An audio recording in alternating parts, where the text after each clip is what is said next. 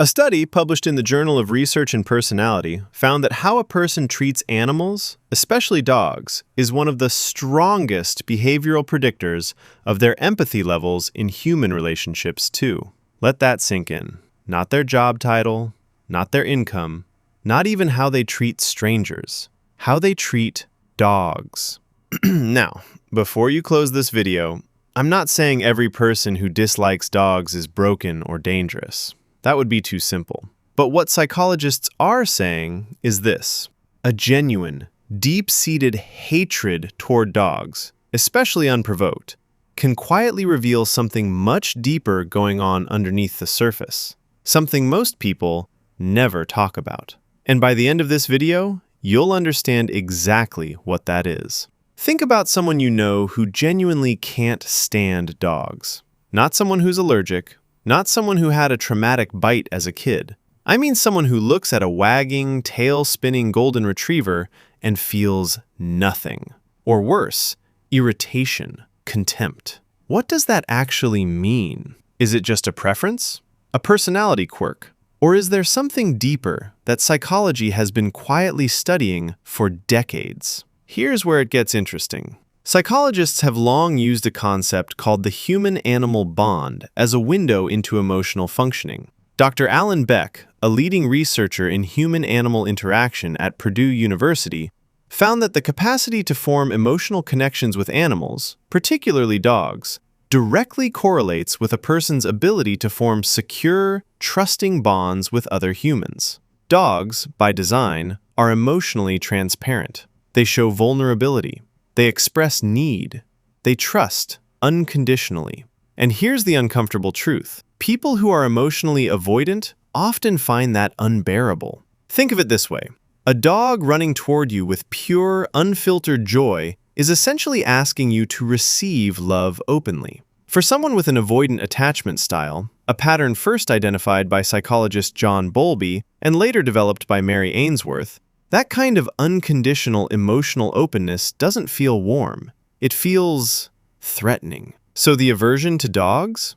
In some cases, it's not really about the dog at all. Now here's where it gets darker and more important. Research published in Anthrozoos, a peer-reviewed journal on human-animal interaction, found a consistent link between low empathy scores and negative attitudes toward animals.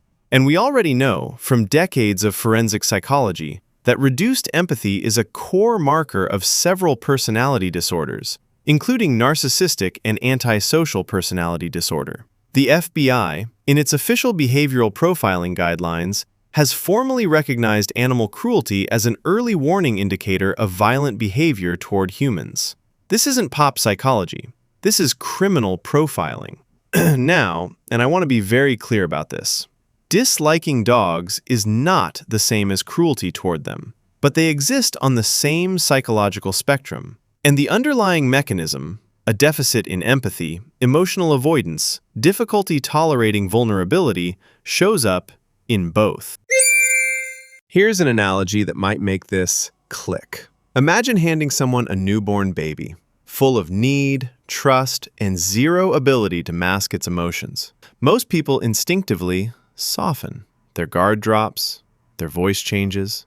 Dogs trigger the exact same neurological response in most humans. Scientists call it the baby schema effect, a term coined by ethologist Konrad Lorenz, where round eyes, soft features, and helpless behavior automatically activate caregiving instincts. People who feel nothing in that moment or feel repelled are often unconsciously protecting themselves from an intimacy they haven't learned to handle yet.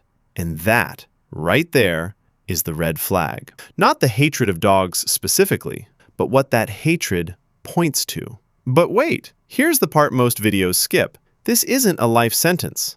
Attachment styles are not fixed. Empathy is not a static trait.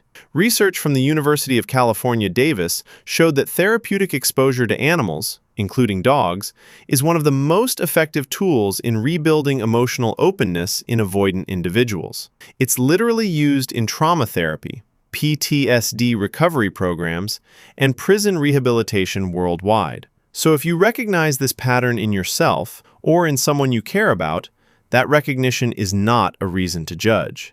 It's a doorway. The next time you meet someone who genuinely can't stand dogs, don't just shrug it off as a quirky preference. Ask a deeper question. Because psychology tells us that the way we respond to creatures who offer us pure, unconditional trust says everything about how safe we feel receiving love in the first place. Thanks for watching, and see you in the next briefing. I'll see you there.